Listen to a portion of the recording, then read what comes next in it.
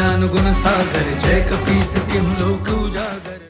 अब तक मैंने आपको बताया कि कैसे स्वयं देवर्षि नारद ने हनुमान लला को एक नाम दिया। सभी रानियों ने ये जानना चाहा कि नीलकंठ का अंश कैसे किसी विष से प्रभावित हो सकता है। तब मैंने उन्हें बताया हनुमान लला के जन्म से पूरे सुमेरु राज्य में उत्सव की व्यवस्था होने लगी। परंतु दुष्ट वाली अब भी हनुमान के प्राण लेने के लिए व्याकुल था और राजमहल भी पहुँच गया। आज मैं आपको बताऊंगा महाबली हनुमान के बाल्यकाल से जुड़ी अन्य कथा। दूर हट, दूर हट। लो, भाग गई सारी कुदृष्टियां।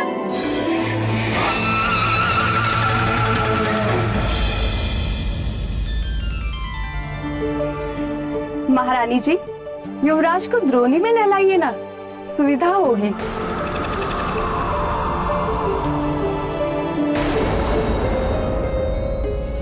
प्रातःकाल से आंजने मुझे कुछ भारी लगा।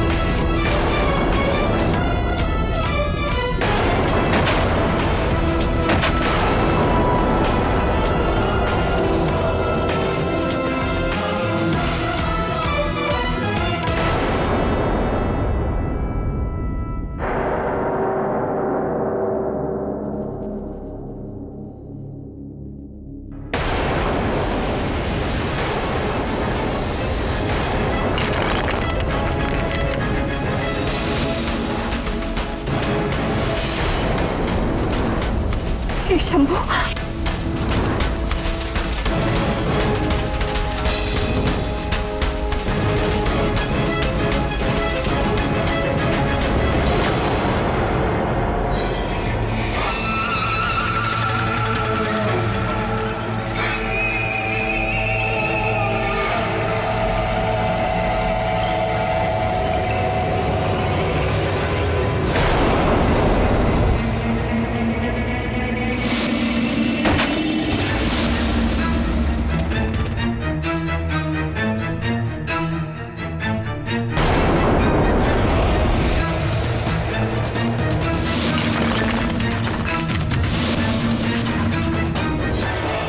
ये तो वज्रकाय है।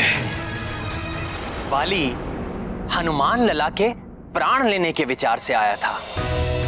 उनके प्राण लेना तो दूर, उल्टे उन्हें दो नए नाम दे बैठा, वज्रकाय और मरकट। मरकट शब्द का अर्थ है तो वानर ही, किंतु ये वानर जाति के लिए एक अपशब्द है। किंतु भक्त शिरोमणि हनुमान के स्वीकार कर लेने से ये नाम भी पवित्र हो गया। किष्किंधा का युवराज वाली वास्तव में महाबली था, किंतु नन्हे हनुमान लला के नन्हे हाथों का बल देखकर उसका अपना आत्मविश्वास हिल गया। उसे अपने ही बल और पराक्रम पर संदेह हो उठा और हनुमान की तुलना में अपने बल को पुनः आंकने के लिए वो यहां वहां अपनी शक्ति का परीक्षण करने लगा।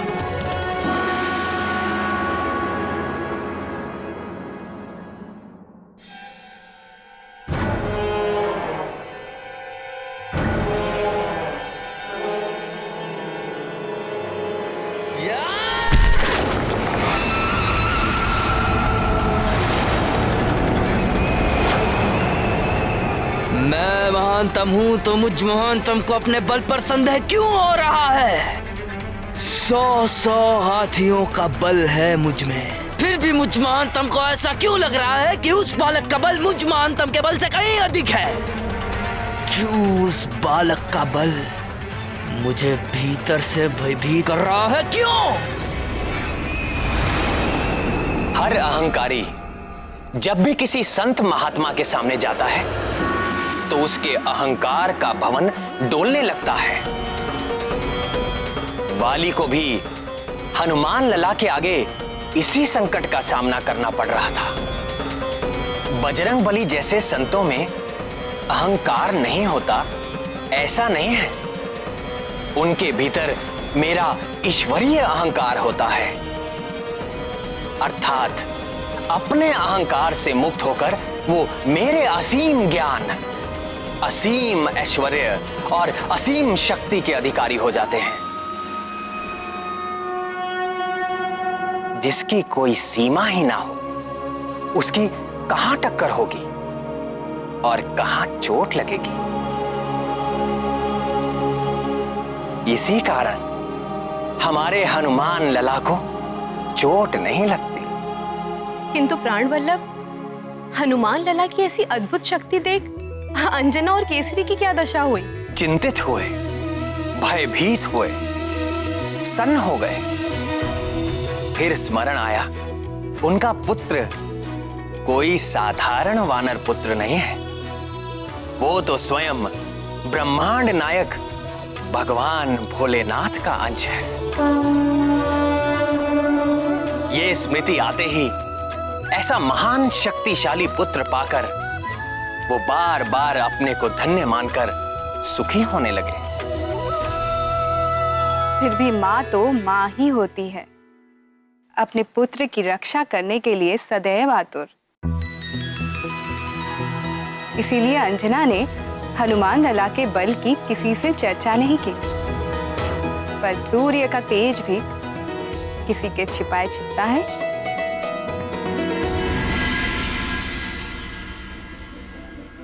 बाल सवर गए, केश के सारे निकल भवर गए, लाल लंगोट करे है धारण, नारद के सब माया निवारण।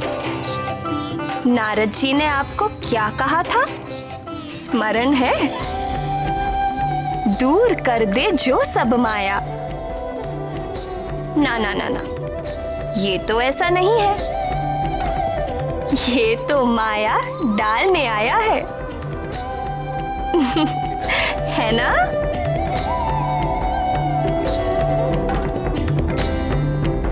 देखो प्राण प्रिय, मैं क्या लाया हूं अंजने के लिए।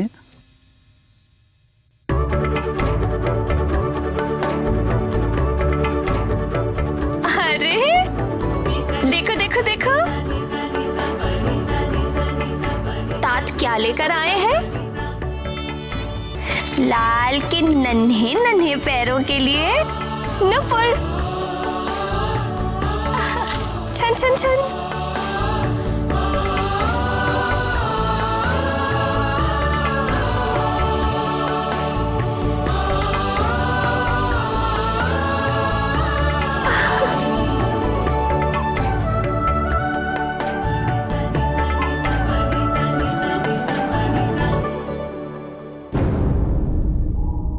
क्या कर रही हो प्रिय?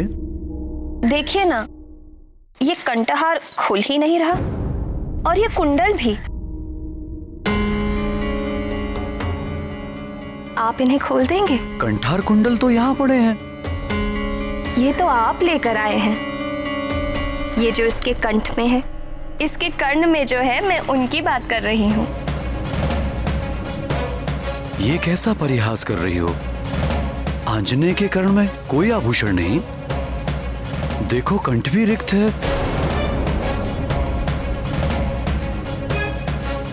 आप मेरे साथ ठिठोली कर रहे हैं? केसरी नंदन ने इस दिव्य कंठहार और इस दिव्य कुंडल के साथ जन्म लिया है। इनका तिरस्कार तो ना करिए। साथ जन्म लिया है? दिव्य कंठ, दिव्य कुंडल, तुम ठीक तो हो ना? कैसी बातें कर रही हो? आपकी कृपा से अंजना के शिशु पर आई विपत्ति उसके लिए वरदान बन जाएगी।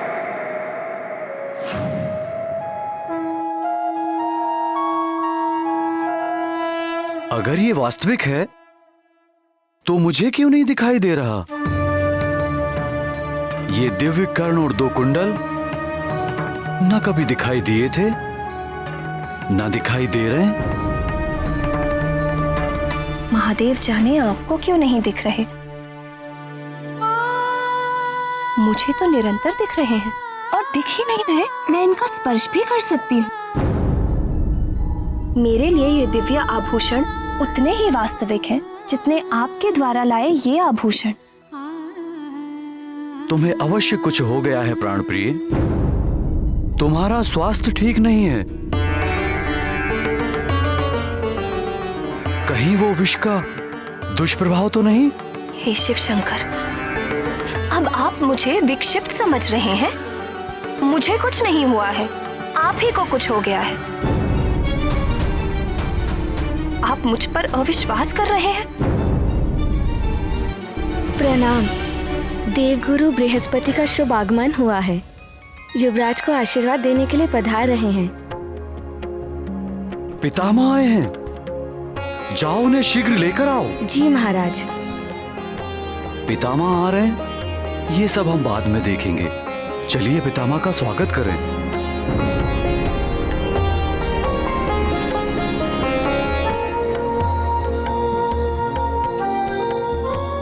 कल्याण हो वत्स।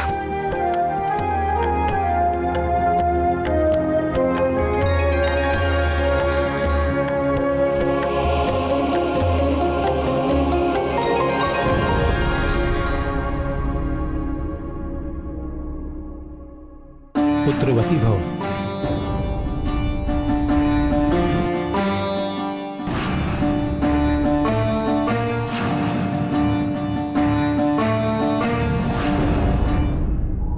देवगुरु बृहस्पति को देखते ही अंजना की देह में एक झुरझुरी सी दौड़ गई।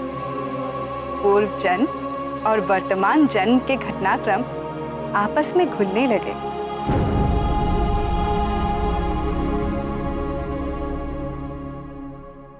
क्या हुआ पुत्री? इतनी चिंतित क्यों हो?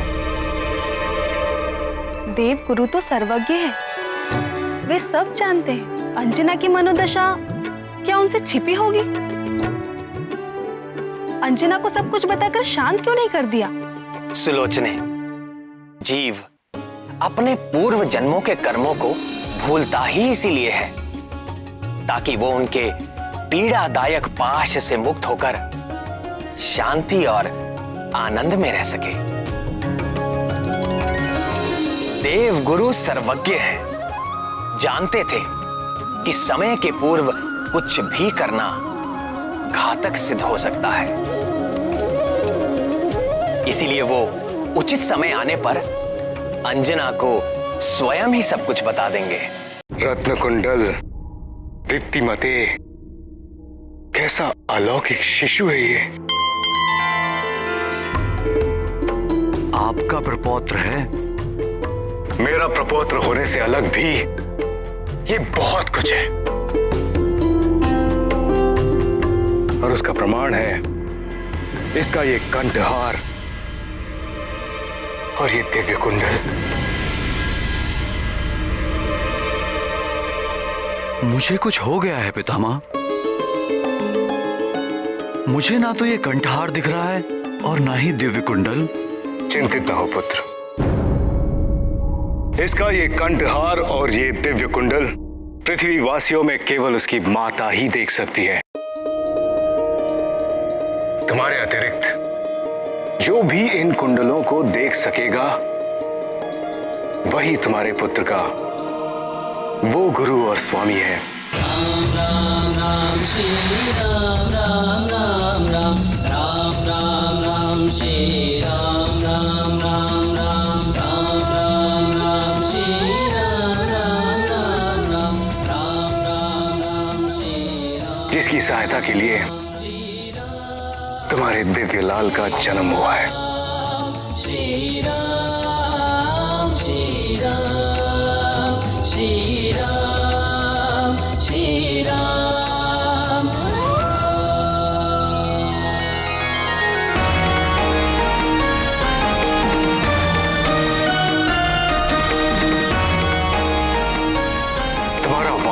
में जन्म लेना सार्थक हुआ पुत्री। तुम्हारे पुत्र के साथ तुम्हारी कीर्ति भी युगों युगों तक गाई जाएगी। कल्याणम।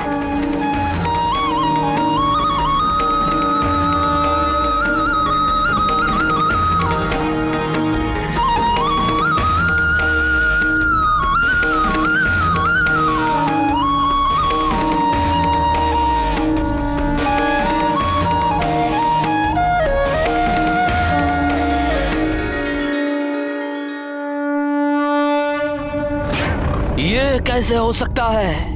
ये सत्य नहीं है। एक नवजात शिशु के गिरने से चट्टान नहीं टूट सकती। चट्टान पे गिरने से हड्डी पसली टूट जाती है, किंतु चट्टान नहीं टूटती। अर्थात मैं जागते हुए स्वप्न देख रहा था, मुझे धोखा हुआ था। नहीं, ये धोखा नहीं था। मुझ महानतम की आंखें धोखा नहीं खा सकती। अर्थात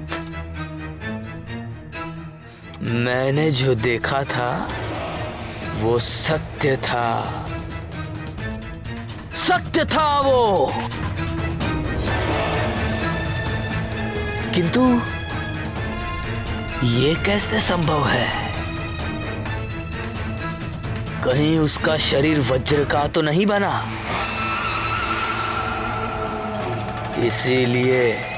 इसीलिए मेरे दिए हुए विष का विष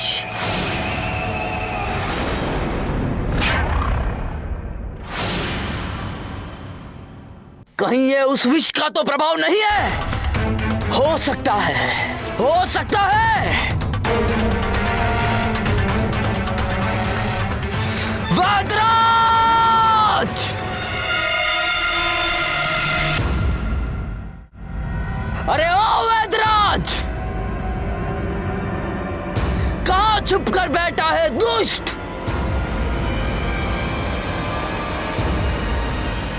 बाहर निकाल दुष्ट! मैंने कहा बाहर निकाल। या बाहर निकाल।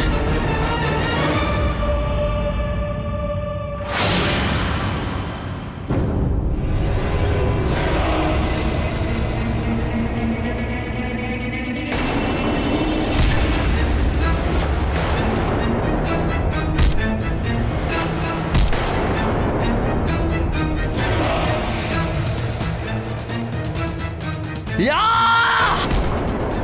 तूने मुझ महानतम के साथ छल किया। क्या मांगा था मैंने तुझे? एक ऐसा विष जिसे खाकर तत्काल मृत्यु हो जाती है। मरण आया और तूने मुझे क्या दिया?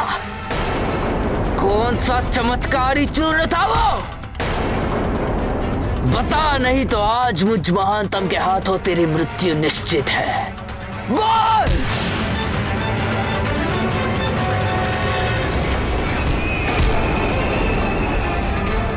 कपटी, तेरा विष खाकर तो मेरा शत्रु यमलोक नहीं पहुंचा, किंतु आज मैं तुझे बिना विष खिलाए ही तुझे पीट पीट कर यम के निकट पहुंचा दूंगा।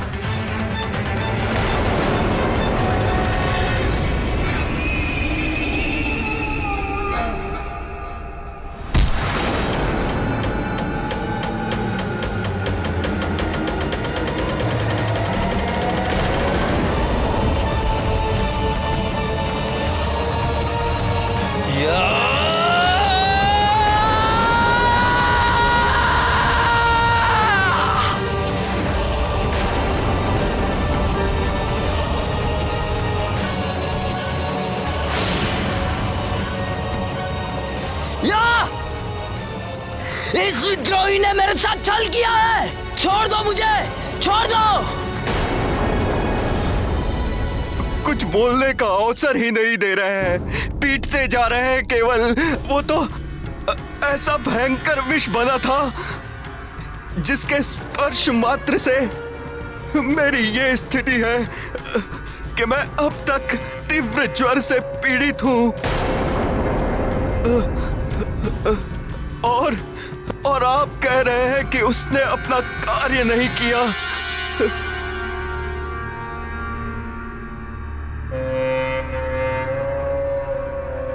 ये किस विष की बात कर रहे हैं बाली भैया?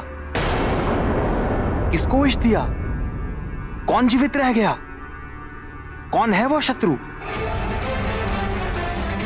है एक मरकट शिशु है, किंतु अद्भुत है उसका बल।